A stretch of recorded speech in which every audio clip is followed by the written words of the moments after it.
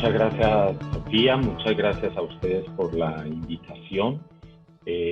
Voy a tratar en estos 10 minutos de transmitir un poco todo lo que ha sido la experiencia nuestra en la Facultad de Medicina de la Universidad de Antioquia en Medellín. Es una experiencia que ya ronda los 10 años casi, que iniciamos por una situación simplemente de ver cómo la estrategia completa de telesalud era una estrategia que estaba siendo útil a nivel del mundo. Y hace 10 años más o menos comenzamos todo este desarrollo sin pensar en que hoy en día iba a constituirse realmente en lo que es, que les voy a mostrar un poco su desarrollo, y en poder estar sirviendo al país, específicamente en la pandemia que estamos viviendo y en la coyuntura que estamos pasando. Lo primero que yo quiero expresar, y creo que es muy importante, es que todo esto de la situación de la pandemia se nos ha venido de una manera tan abrupta que nos ha dado una cantidad de tergiversaciones. Y ya Ángelo lo mencionaba, la gente confunde incluso los términos y las denominaciones. Y en sus imaginarios hay elementos tales como que la telemedicina es lo mismo que la telesalud, o que la asistencia es lo mismo que la telemedicina, o que la teleeducación hace parte justamente de la telemedicina, etc. Y eso da unos imaginarios erróneos que ha hecho que ante las necesidades de responder obviamente a la situación, pues pensemos en que esto es todo como la misma denominación. Y realmente no es así. La telesalud, como una denominación amplia y como un término amplio que cobija muchas áreas de la intervención a través de TICs, a través de la distancia, en intervenciones que tienen que ver con salud, con servicios y métodos pues, de intervención que nosotros utilizamos, es el concepto amplio. Pero hay diferentes líneas de desarrollo. Está la teleeducación como un componente esencial y que luego miraremos cómo se desarrolla y cuál es la forma de llegar no solamente con componentes de teleeducación en los procesos de formación del talento humano en salud, sino también a la comunidad, cómo realmente podemos llegar con componentes educativos a través de la virtualidad. Eso es fundamental, sobre todo en estos momentos, y trascender el concepto de información a educación para poder obviamente transformar o mantener comportamientos. La segunda línea, que creo que es muy importante, es lo que se denomina la teleasistencia. La teleasistencia es a través de algunos dispositivos virtuales, incluso con atención o validación de sistemas de triaje, donde de una manera con talento humano, digamos, capacitado y entrenado para tal fin, técnicos, tecnólogos en APH, auxiliares de enfermería, enfermeros, pueden hacer esta primera, digamos, contención y este primer abordaje de los pacientes que van a consultar. Y la telemedicina ya es justamente el acto sobre el cual, a través de la virtualidad, yo atiendo un paciente, un médico está al otro lado, virtualmente, atendiendo un paciente. Puede ser por el canal que se quiera, audio solamente o video audio. En esto lo más importante es que el acto médico se realice, como ya lo mencionaban con anterioridad, de una manera muy empática y con unas competencias que hay que desarrollar. No en salud, no todos tenemos las competencias, las tenemos que adquirir para trabajar en este concepto de la telesalud. Y eso es bien importante también. No es de la noche a la mañana que yo vaya a coger un dispositivo digital y yo vaya a intervenir un paciente. Eso realmente no me da a mí la posibilidad de estar haciendo una verdadera intervención de manera conceptual, de buena calidad, con la excelencia que requiere y eso. Entonces, hace 10 años, retomo, empezamos con este concepto y esta introducción que hago, empezamos a trabajar empezamos a hacer un desarrollo en nuestro territorio. Siguiente, Juan David, porfa. Y empezamos a hacer un desarrollo. Este es el mapa. Colombia es un país que geográficamente tiene muchas dificultades. Es atravesado por 3 sistemas montañosos, 3 cordilleras, y nuestro departamento, que es el que está ahí resaltado de manera más oscura, tiene igualmente el paso de 3 sistemas montañosos, lo que hace que los 125 municipalidades estén realmente alejadas de la capital. Y no por la distancia misma, sino por la dificultad al acceso a la capital. Entonces sabíamos que había territorios y municipalidades muy desplazadas que no tenían acceso ni oportunidad en la atención médica. Y por eso vimos la telesalud como una herramienta muy útil para poder generar todo lo que podría construirse a partir de eso. Obtuvimos algunos proyectos de investigación que nos fortalecieron y hoy tenemos canal único dedicado a cada hospital de cada municipio en nuestra región, en nuestro territorio, en los 125 departamentos. Pero esto no era lo suficiente y realmente hace unos 7, 8 años había todavía un rechazo muy grande de los 2 grandes, digamos, grupos poblacionales que se hacen valer de esto. El grupo poblacional de la comunidad en general, que pensaba que el ser atendido o el ser, digamos, sí, contenido por un elemento virtual, no iba a ser de la misma calidad y no iba a ser en la misma, digamos, excelencia que se podía hacer de la manera presencial. Y del gremio médico y del talento humano en salud, obviamente como no tenían las competencias, pues había también cierta reticencia a asumir estos procesos. Entonces tuvimos que empezar un proceso de educación y obviamente de socialización para evitar que esos rechazos de los 2 grupos poblacionales grandes se dieran a cabo, y durante todos estos años hemos hecho este trabajo. Veíamos con gran digamos, importancia y relevancia el hecho de que la telesalud en general mejoraba 2 problemas que en cualquier sistema de salud en el mundo tenemos. Es el acceso y la oportunidad. El acceso para, obviamente, territorios distanciados de donde está el talento humano altamente calificado, y la oportunidad porque en los sistemas de salud, por la congestión, los costos, etcétera, pues no tenemos la oportunidad suficiente de llegar rápidamente a hacer la atención del paciente y el abordaje del mismo. Pero con la telesalud y con estructurar muy buena ruta de atención, sí lo podíamos hacer y empezamos a construir todo este modelo.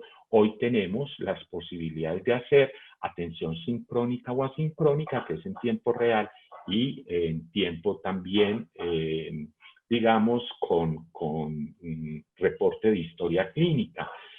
Hay que trabajar muchísimo en el tema de interoperabilidad, ya lo mencionaba Ángel, y entonces en eso hemos trabajado también arduamente en nuestro territorio. Siguiente, Juan. En ese orden de ideas, empezamos a desarrollar todo un componente de teleeducación. Componente de teleeducación es un componente fundamental de la telesalud.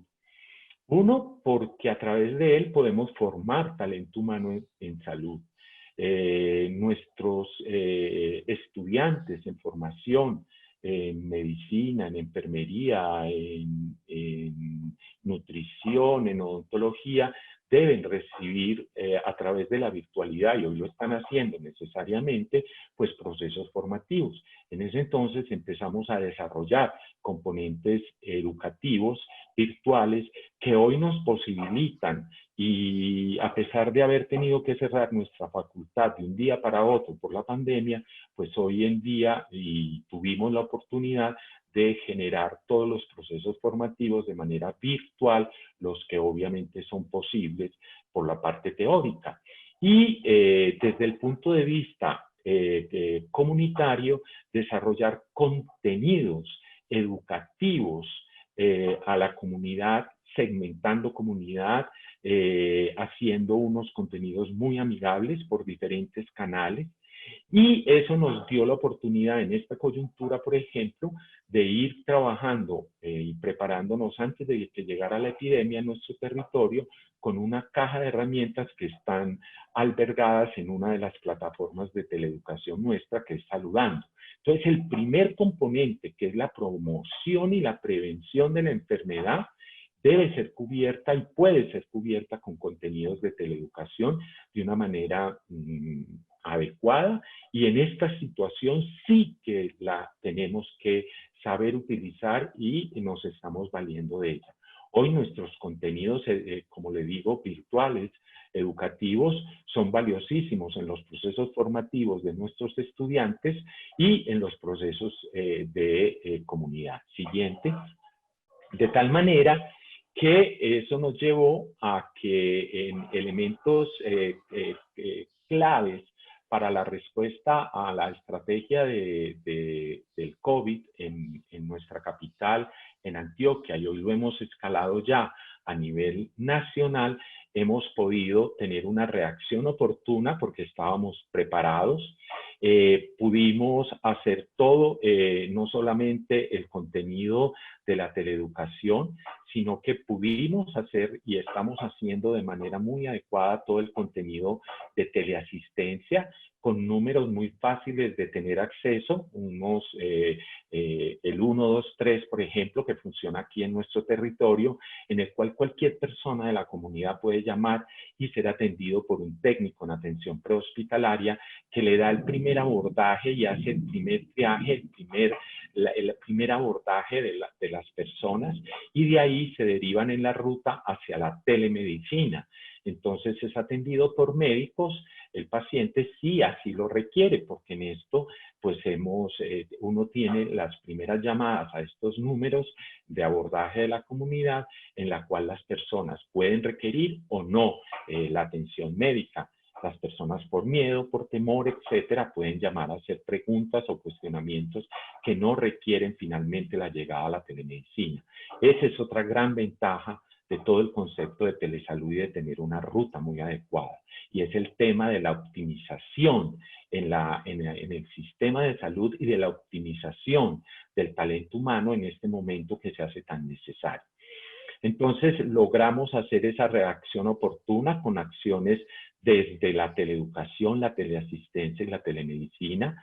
Logramos hacer una integración intersectorial, lo que es el gobierno regional, local y nacional, y las EPS, que en Colombia son las entidades promotoras de salud, y finalmente los hospitales y clínicas, que en Colombia son las IPS. En ese sentido, la academia da una respuesta grande a estos tres grandes actores, digamos las IPS, las EPS y el gobierno.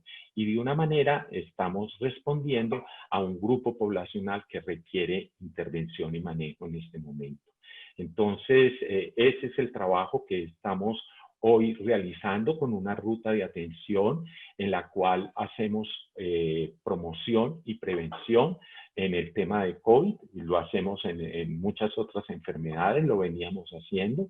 Hacemos atención inicial y luego hacemos un triaje que finalmente deriva en la atención médica, y esa atención médica define si finalmente el paciente va a requerir prueba molecular para el virus o si no la requiere, y se puede seguir monitorizando por telemedicina.